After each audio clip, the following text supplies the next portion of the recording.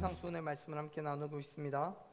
예수님께서는 6장의 1절부터 18절 말씀까지 유대인들의 종교적인 외식에 빠지기 쉬운 그 대표적인 믿음의 행위였던 구제, 그리고 기도, 또 마지막으로 금식에 대한 문제 제기와 함께 대안을 교훈하신 후에 이제 19절에서부터 24절까지 그리스도인의 일상생활에 관련된 문제들 중에 가장 시험에 잘 빠지는 그 문제에 대해서 말씀하십니다. 34절까지죠.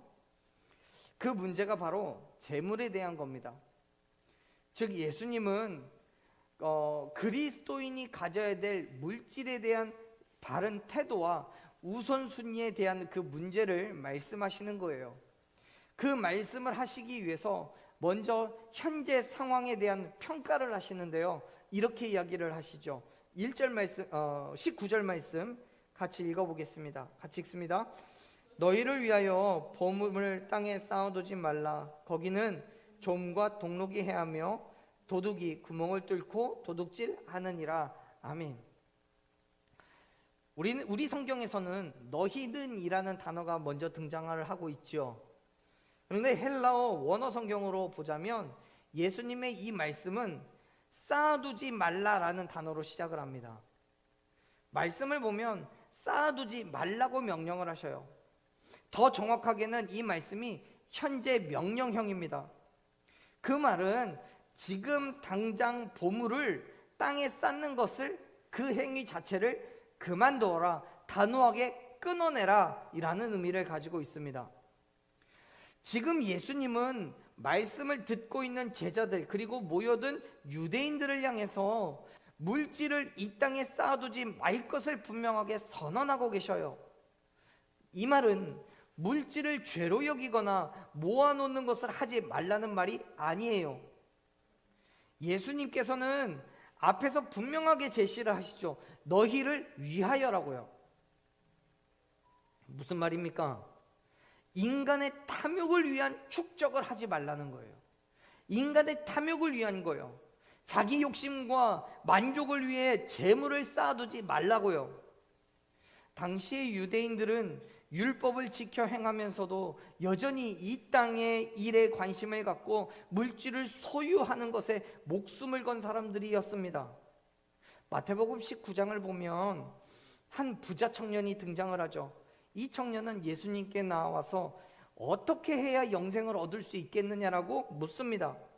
예수님께서는 하나님의 계명을 다 지켜 행하라고 말씀하시고 청년은 그 모든 것을 다 지켜 행했다라고 그렇게 고백합니다.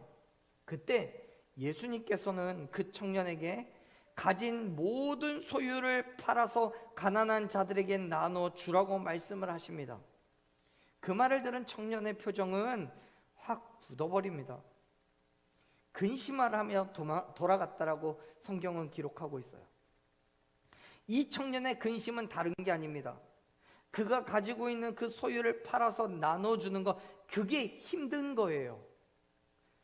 영생을 얻고자 하면서도, 하늘의 상급을 소망하면서도 이 땅의 것을 내어놓질 못해요.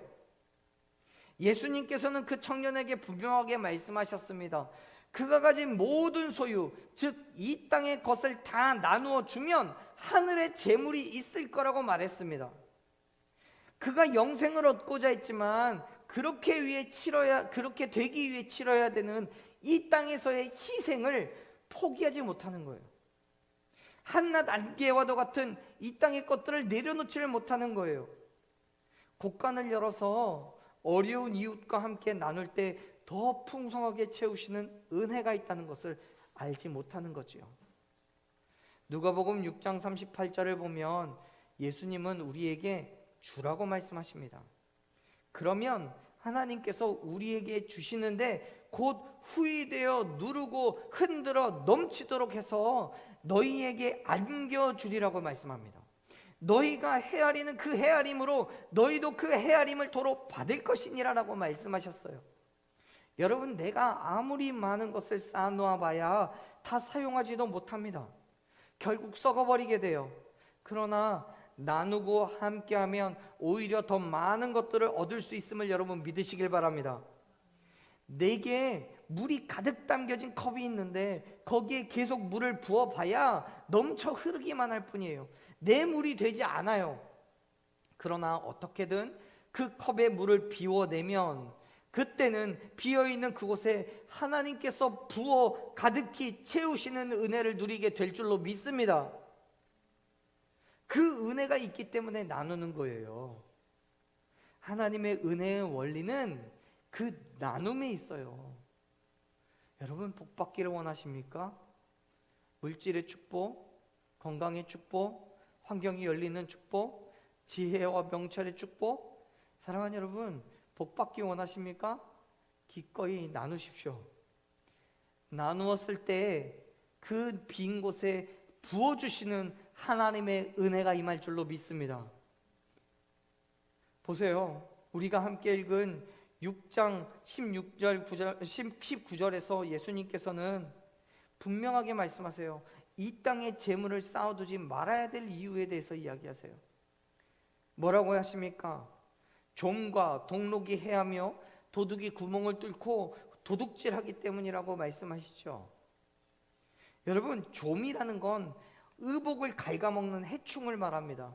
그리고 동록은 금속이 부식되어서 녹이 서는 그런 모습을 이야기합니다. 그런데 이 동록은 헬라어로 브로시스라는 단어를 써요.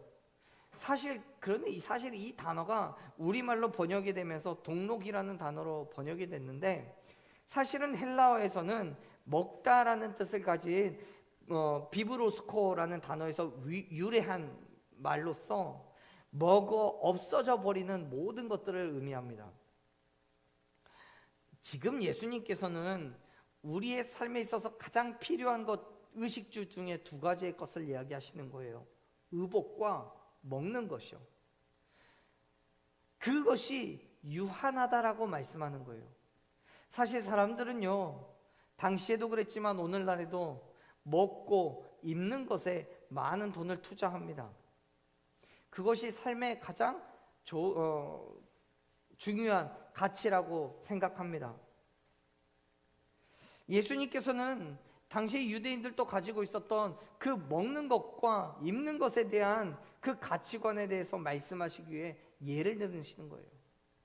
벌레가 먹든 녹이 슬어 사용할 수 없게 되든 아니면 먹어 없애버리든, 사랑하는 여러분, 이 땅의 물질은 반드시 시간이 지나면 흔적도 없이 사라져버린다는 것을 기억하시길 바랍니다.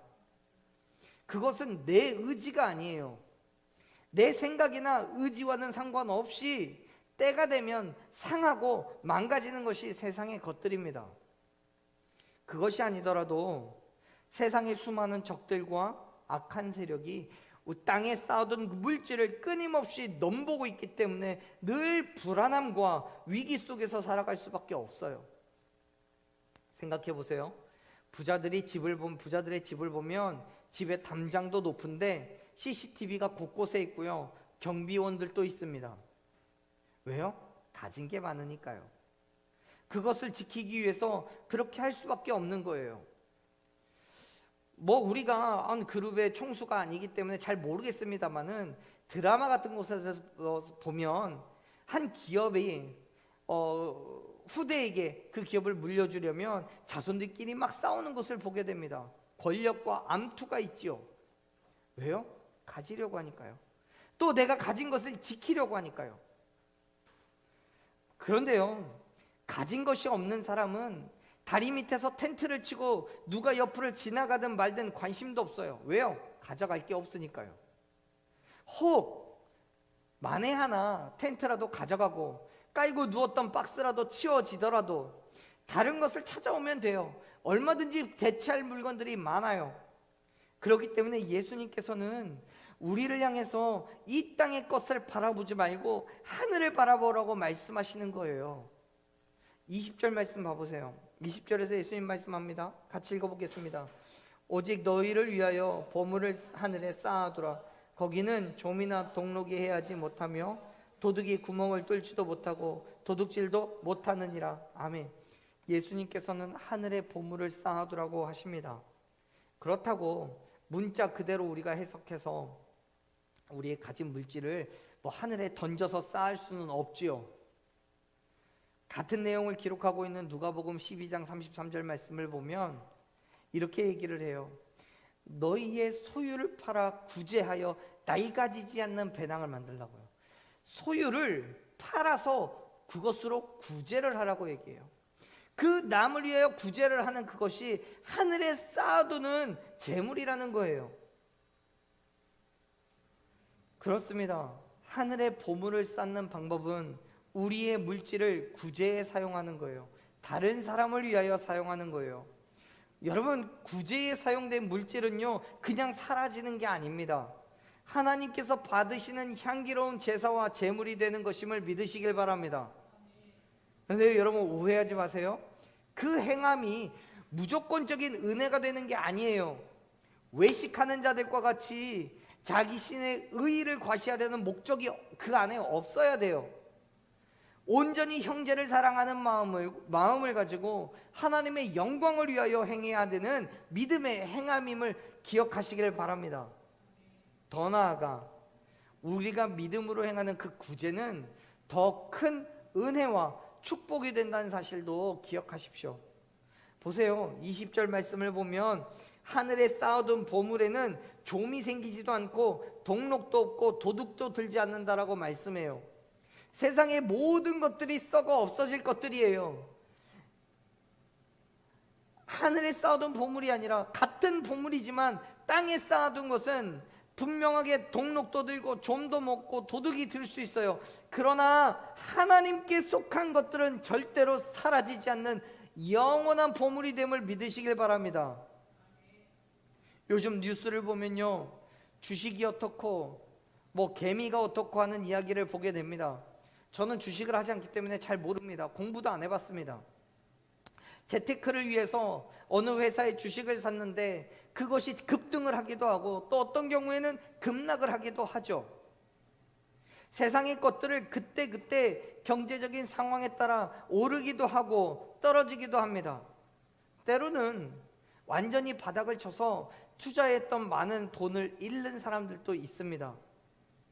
얼마 전에도 회사의 재정을 횡령해서 주식에 투자한 한 사람 때문에 그 회사에 투자한 많은 사람들이 큰 손해를 입은 경우가 있었죠.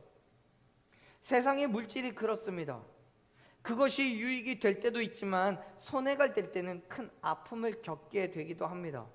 사랑하는 여러분, 그런데 하늘에 쌓는 것은 결코 사라지지 않는 것임을 믿으시길 바랍니다.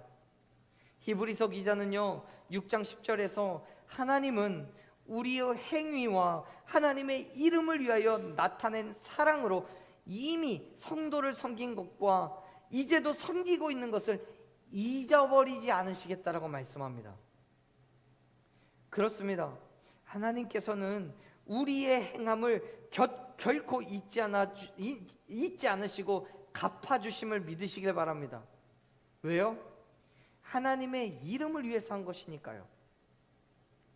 내 자랑과 내 유익을 위한 게 아니라 하나님의 영광을 위하여 행한 그 일이기 때문에 하나님께서는 그 모든 것들을 다시 갚아주실 줄로 믿습니다.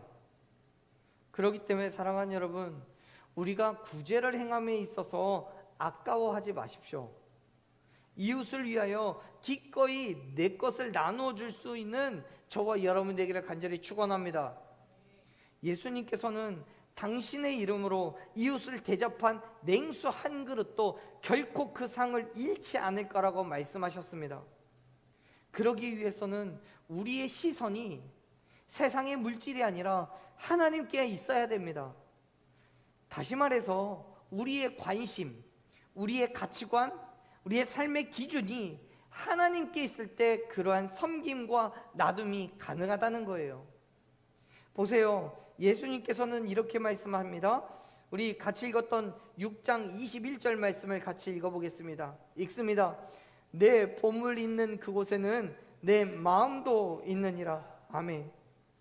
사랑하는 여러분, 우리는 무엇을 바라보고 있느냐에 따라 삶의 방향이 정해지게 됩니다.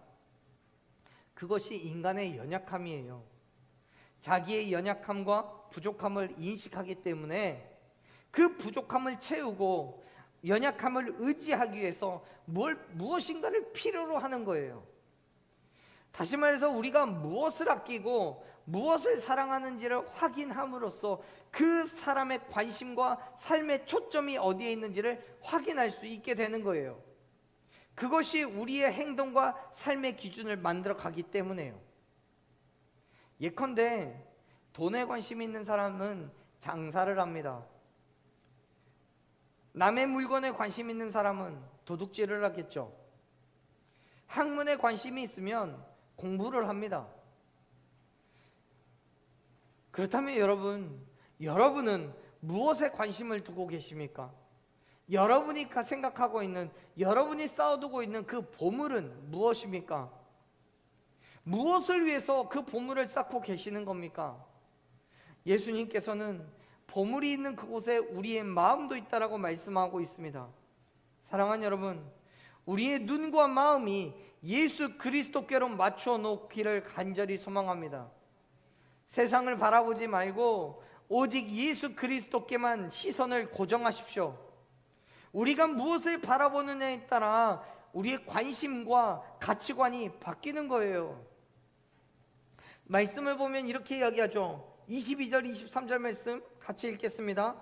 눈은 몸의 등불이니 그러므로 내 눈이 성하면 온 몸이 밝을 것이요 눈이 나쁘면 온 몸이 어두울 것이니 그러므로 내게 있는 빛이 어두워지면 그 어둠이 얼마나 더하겠느냐. 아멘. 예수님은 우리의 눈을 몸의 등불이라고 표현하십니다. 여기서 이 눈은 사람의 마음을 비유적으로 표현을 한 거죠. 등불 하나가 온 집을 환하게 만들고 그 등이 꺼지면 그 집에 다시 어둠이 찾아오듯이 예수님은 저와 여러분이 밝은 눈을 가져야 된다라고 말씀하시는 거예요. 눈이 멀쩡하면 온 몸이 밝고 눈이 나쁘면 온 몸이 어두울 거라고 말씀하죠. 여러분, 그런데 문제가 있습니다. 어떻게 해야 우리가 밝은 눈을 가질 수 있느냐는 거예요. 어떻게 해야? 성경은 우리에게 그렇게 말씀합니다. 잠언 7장 2절 말씀을 한번 같이 보시죠. 잠언 7장 2절 말씀을 보면 이렇게 얘기하십니다. 같이 읽어봅니다. 내 계명을 지켜 살며 내 법을 내 눈동자처럼 지키라. 아멘. 하나님의 말씀을 사랑할 때 그 말씀이 우리를 지켜줄 거라고 말했어요. 예수님께서는 하나님의 말씀을 잘못 해석하고 자기 마음대로 지켜 행하는 유대인들을 향해서 장님과도 같다라고 말씀합니다. 왜요? 그들은 말씀을 보지만 예수님을 알아보지 못했기 때문에요. 그들의 시선이 성경의 문자에만 머물러 있지 그 말씀의 본질을 깨닫지 못했기 때문에 이 땅에 오신 하나님의 본체를 알아보지 못했던 거예요.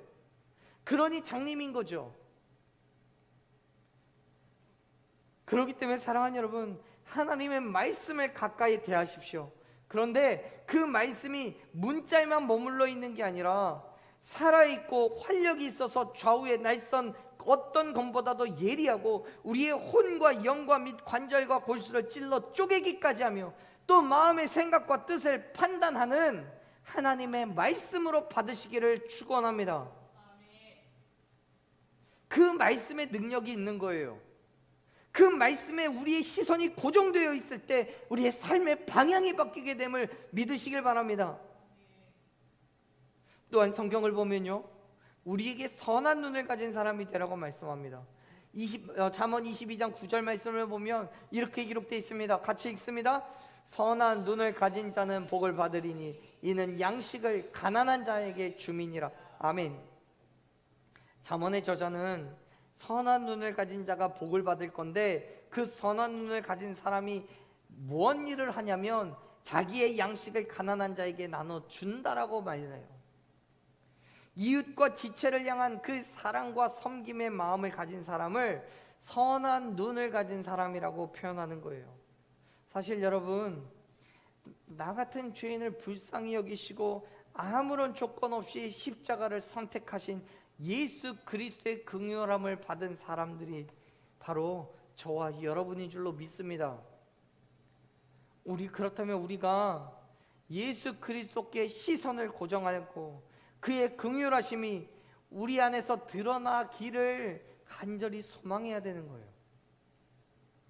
나를 죄에서부터 구원하신 예수 그리스도의 그 긍휼하심 그대로 우리가 세상을 바라보는 눈이 있어야 되는 거예요. 그 눈이 지금 잠언 22장 9절에서 말씀하는 선한 눈이에요.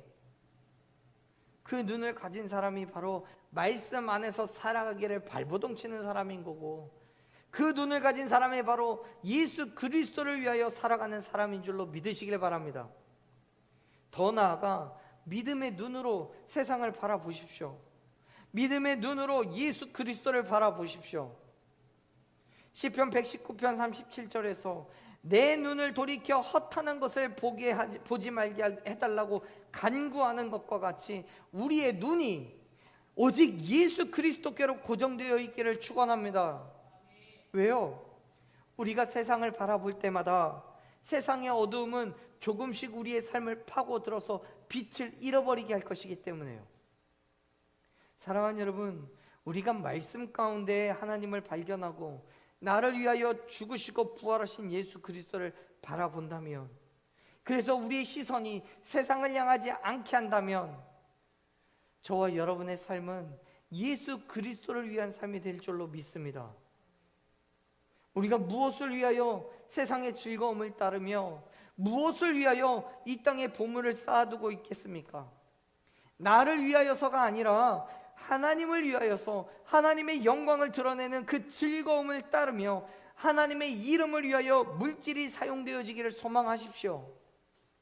온전히 예수 그리스도를 우리의 보물로 삼고 우리의 마음의 초점이, 우리의 시선이 오직 예수님께만 있게 되기를 소망합니다. 오직 예수 그리스도께만 관심을 두십시오. 예수 그리스도를 바르게 그리고 밝게 보는 그 믿음의 눈을 가졌을 때 그 분이 걸어가신 그 길을 쫓아가며 우리 또한 영생을 얻게 될 줄로 믿습니다. 죄와 사망의 법에서 생명의 법으로, 성령의 생명의 법으로 옮겨지게 될 줄로 믿습니다. 그러한 믿음의 삶을 결단하십시오. 오직 하나님을 위하여 우리의 물질이 사용되어지고 오직 하나님의 영광과 그의 이름을 위하여 우리의 삶이 내어드려지는 저와 여러분이 되기를 간절히 축원합니다. 우리 이 시간 함께 그러한 믿음으로 기도하며 나아가겠습니다. 부족하고 연약한 우리의 삶입니다. 아무것도 할 수 없는 그러한 우리이지만 우리를 통하여서 하나님께서 다시금 역사하여 주시고 우리에게 크고 놀라우신 일들을 이루어 주실 줄로 믿습니다. 그렇기 때문에 사랑하는 여러분, 기꺼이 하나님 앞에 우리의 삶을 내어놓고 온전한 믿음의 삶을 결단하십시오. 지금도 우리 가운데 행하실 그 놀라운 일들을 기대하며 진정 주님이 바라고 원하시는 그 믿음의 자리에 서 있을 때 성령 하나님께서 저와 여러분이 통하여 하나님의 이름이 드러나고 하나님께 온전한 영광을 드리는 그 삶으로 살아가게 하실 줄로 믿으시길 바랍니다. 그 믿음 앞에 우리를 내어놓는 이 시간 되기를 소망합니다. 예수 그리스도의 놀라우신 일들이 저와 여러분의 삶의 하나하나를 통하여서 드러나게 되고 깨달아 알아지고, 그래서 이 땅 가운데 하나님의 나라가 세워지는 그 놀라운 사역 가운데 사용되어지는 저와 여러분 되기를 간절히 축원합니다. 우리 이 시간